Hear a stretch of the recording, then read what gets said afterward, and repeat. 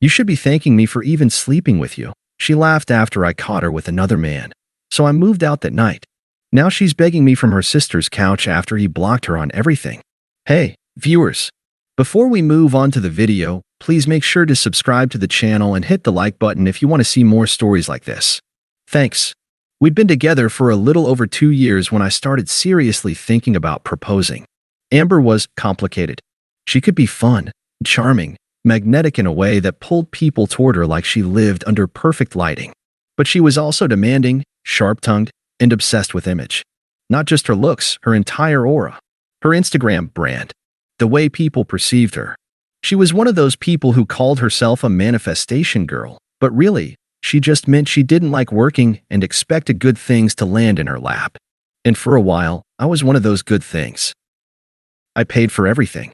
Rent, utilities, groceries, weekend trips, nights out. She said she was between passions after she quit her marketing job and didn't like the one remote gig she half attempted for 2 months. I didn't mind carrying us. I make decent money as a UX designer, and I believed in supporting my partner when they needed time to figure life out. The thing is, Amber didn't seem all that interested in figuring anything out. She got comfortable fast. She'd wake up late, post curated gym selfies she took 3 days ago, and spend most of her day scrolling TikTok or gossiping on speakerphone with friends. If I got home late from work or looked tired, she'd scoff. You're too young to be that exhausted all the time. When I asked if she could start helping out more with basic stuff, dishes, laundry, keeping the apartment livable, she rolled her eyes and said, "God, you sound like someone's dad." Once, I caught her on FaceTime with one of her girlfriends while I walked in with takeout. "He's sweet," she told her friend with a smirk, but not, like, masculine. You know. I tried to laugh it off. I really did. I figured maybe I was just oversensitive. Maybe I was projecting because I've never been the alpha male type. I'm quiet. I wear glasses. I read more than I talk. I've never been in a fight, and I don't care about cars or shoes or design or anything. But I loved her. I thought she'd come around. We had moments, real ones, when she'd curl into me on the couch and talk about how she wanted a home, a dog, a garden. She'd send me memes that only made sense to the two of us. I thought those moments meant something. I started putting money aside for a ring. And then, something shifted. She got secretive with her phone. Started taking longer to reply to texts, even when I knew she wasn't busy. Stopped initiating affection. She started saying things like, "You know, some girls would kill for a man who makes this much money. You're lucky I don't care about abs. Why do you still wear those glasses? You'd be kinda hot if you got contacts." I should have seen the signs. But I didn't. Instead, I made a dinner reservation for a Tuesday night, her favorite sushi place. I thought I'd surprise her after work. I picked up flowers. Texted her on the way. "Don't eat. I'm bringing dinner." She didn't respond. I figured she was napping again. Or on the phone with one of her drama-addicted friends. But when I opened the apartment door, I immediately knew something was off. There were unfamiliar shoes by the door. A pair of men's sneakers. I stood in the entryway for a second, waiting for the explanation to hit me. Maybe someone stopped by? Maybe she was helping a friend? Then I heard it.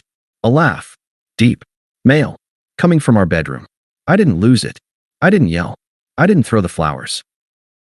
I just walked over to the living room and sat down on the couch with the takeout bag still in my hands. 5 minutes later, she came out wearing one of my hoodies, followed by some guy I'd never seen before. Shirtless. Hair wet from the shower. She froze when she saw me. Then she smiled, not with embarrassment. Not even guilt. Just irritation.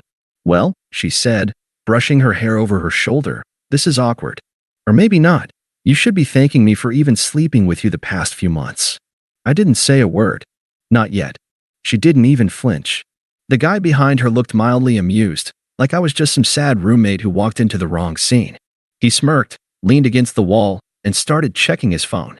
"You're home early," she said, not even bothering to hide the sarcasm. "Didn't realize we were doing the whole surprise dinner, sweet boyfriend thing. Kinda outdated, don't you think?" I didn't move. Didn't speak. Just watched her, really watched her, and for the first time, I didn't feel love. I didn't even feel heartbreak. Just stillness. Like something inside me had gone completely quiet. She crossed her arms and let out a sharp breath, clearly annoyed I wasn't reacting the way she expected. "Oh, come on, don't look so shocked. This isn't some Hallmark betrayal scene. You felt the distance. You knew we were over months ago. I opened the takeout bag and set it on the coffee table. Her favorite order, 2 rolls, edamame, and a miso soup she always said reminded her of college. She glanced at it and let out a laugh. Seriously? You thought this would fix anything? You bought sushi and thought that would change what I feel. The guy behind her chuckled, still scrolling. Anyway, she said, taking a step closer, you should actually be grateful. I didn't leave the second I got bored. I stayed. I gave you company. Sex. I kept up appearances so you wouldn't feel like a total loser. She tilted her head, almost pitying me. You should be thanking me for even sleeping with you. You're nice, sure.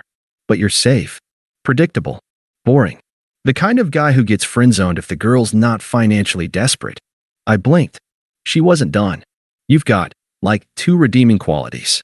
You pay rent, and you're not hideous. But be honest, you'd never pull a girl like me if I had options. And now I do. She turned to the guy, Brad, I'd later learn, and smiled like she just won something. That's when I stood up. Not fast. Not dramatic. Just stood. Calm. She watched me like she expected something. A scream. An insult. A breakdown. Maybe a begging session. I walked over to the kitchen. Grabbed the spare apartment key from the hook on the fridge, the one she used when she forgot hers, which was often. I walked back over and held it out to her. She blinked. Wait. What? I didn't answer. Just dropped the key on the counter. Oh, you're doing the whole strong silent type thing now, she scoffed. That's cute. Real mature. You think walking out makes you a man? Still nothing from me. I grabbed my coat. Phone. Wallet. Didn't rush. She followed me to the door. You're seriously just leaving? That's it. No yelling? No tears? No, please don't leave me. After 2 years. I turned the handle. Paused. Then said, without looking back, you already left. I'm just catching up. Then I walked out. I didn't slam the door. I didn't hear her call after me. And for the first time in a long, long time, I felt free. I stayed with my friend Toby for the first few days. He didn't ask many questions, just handed me a spare key, ordered pizza, and left me alone unless I wanted to talk. The silence was the worst at first, not because I missed her, but because I had filled so much of my life with someone who was never really with me in the first place. The apartment, the routines, the plans I made thinking she'd be beside me. Even the little stuff are inside jokes. The texts during the day, the way she used to wear my hoodies like they meant something.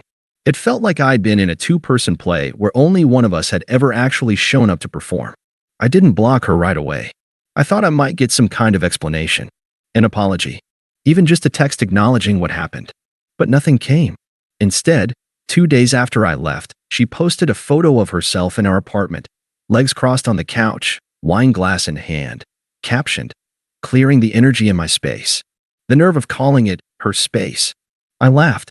Then I blocked her on Instagram.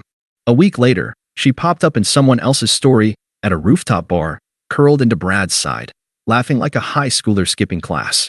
The same guy who stood there half naked while she told me to be grateful she even let me sleep with her. I didn't watch the full video. I turned off my phone, went for a walk, and didn't come back for 3 hours.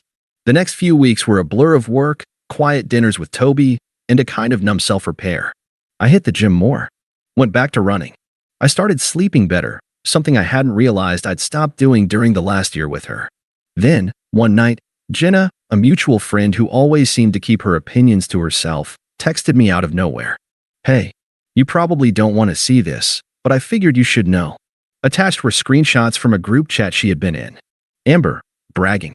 I mean, yeah, I cheated, but come on. I was dying inside. You should have seen the way he looked at me when I talked about goals or ambition. Like a puppy. Brad's not afraid to take charge if you know what I mean. The sushi boy is probably still crying into his miso soup.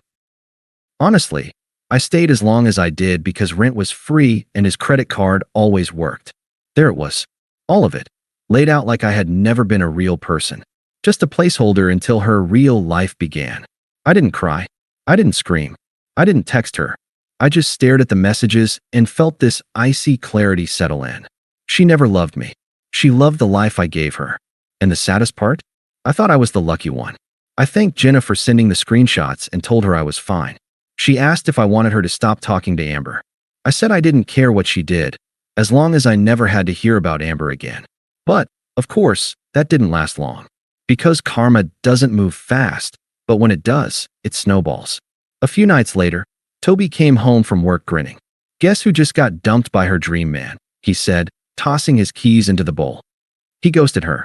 Completely. Like blocked on everything ghosted. Apparently, Brad had never been serious.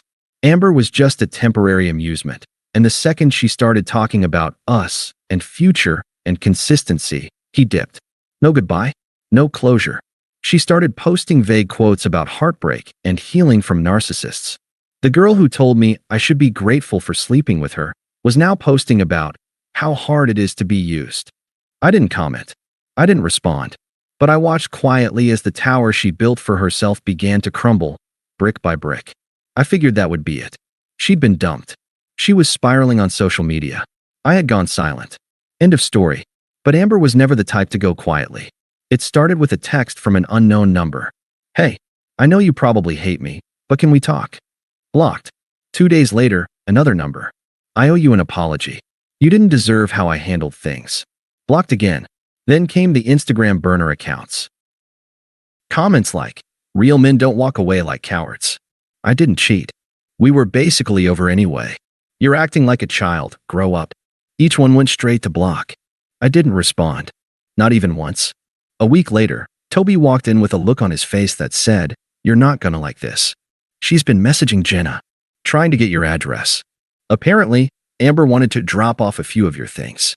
Which was wild, considering I left with one backpack and a phone charger, and the only thing she could have been holding hostage was a half-dead plant I bought from IKEA. Jenna told her not to push it, that I clearly didn't want contact. Amber's reply? "He's being dramatic. I'm trying to do the mature thing." Right. Mature. From the woman who once told her friends I was a placeholder with a credit card. The next attempt came in the form of pity. This time, an email. Subject line, "Please just read this. I've been doing a lot of reflection. I know I hurt you." I was scared of how comfortable things got between us, and I panicked. Brad didn't mean anything. I was confused. I was lonely. I made mistakes, but I never stopped caring about you. No apology. Just excuses. Just a rewritten history where she was the lost, confused victim. I didn't reply.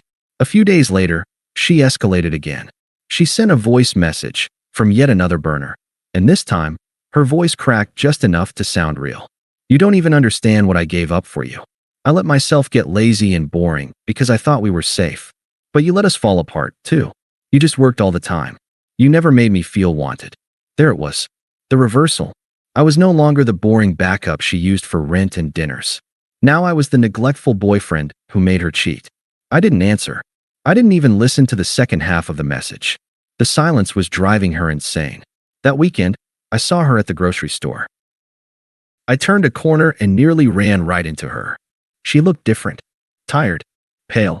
Hair pulled into a messy bun that wasn't intentional. No lashes. No nails. Just raw. "Oh my God," she said, her eyes wide. Wow. You look really good." I nodded. "Thanks. Can we talk?" I looked her in the eye. Calm. Still. The same quiet that drove her crazy when I left. "I don't have anything to say. So you're just going to pretend like 2 years didn't happen? You ended it.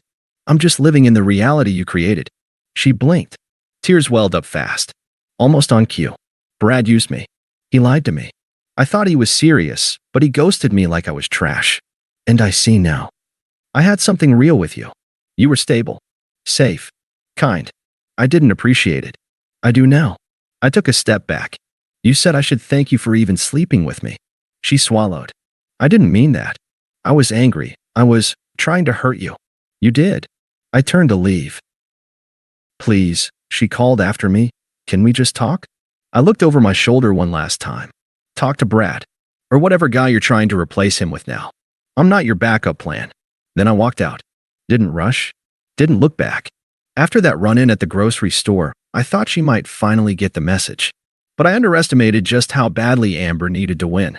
It wasn't about love. It never was. It was about control and losing me without a scene, without drama, without attention. That was something she couldn't accept.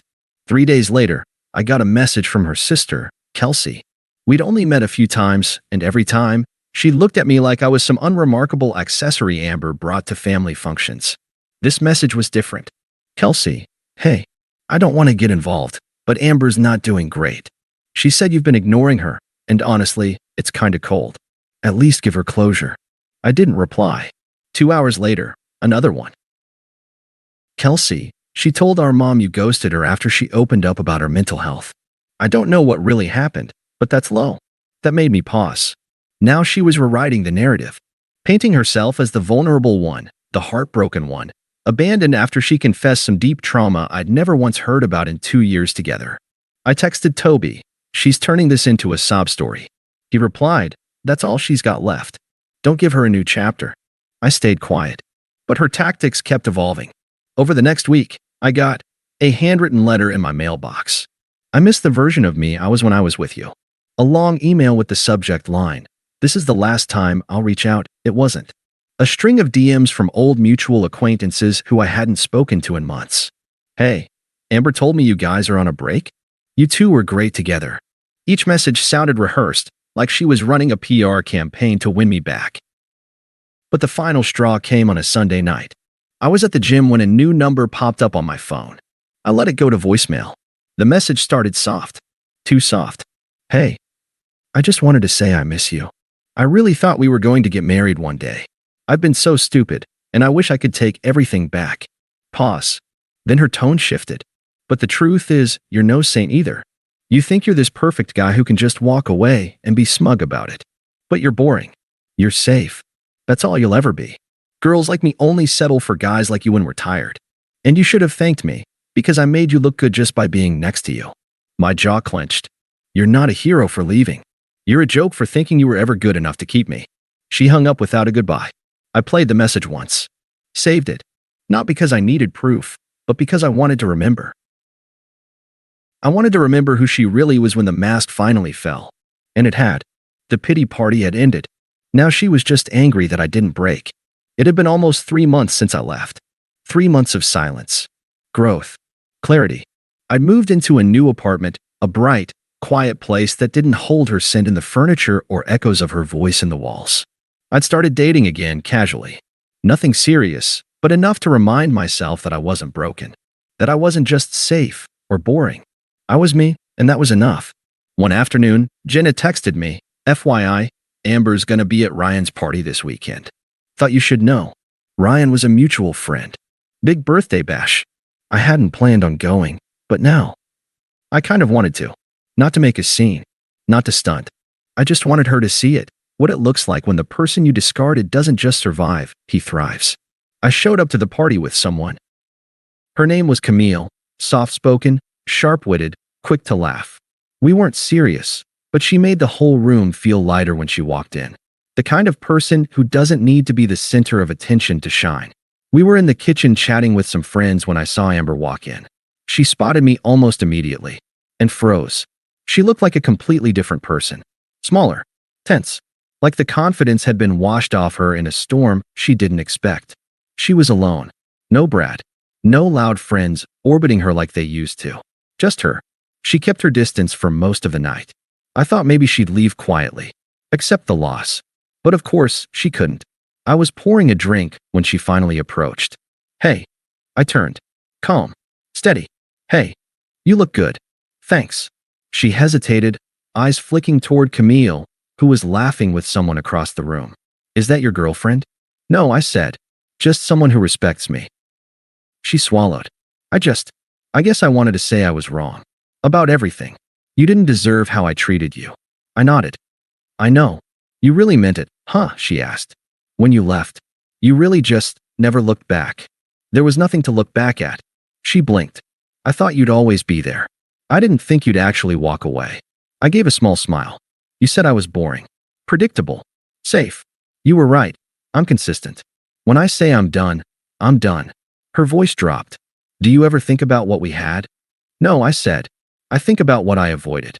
She stared at me for a second, like she wanted to cry, or scream, or maybe both. But instead, she just nodded and stepped back. I hope she breaks your heart. I looked her in the eye. She couldn't if she tried. Then I walked back to Camille, who handed me my drink with a smile like nothing in the world could touch us. Amber watched from across the room. Alone. Silent. Powerless. And I didn't feel hatred, or anger, or even satisfaction. I just felt nothing. Exactly what she deserved. Thanks for watching. Make sure to subscribe to the channel and hit the like button.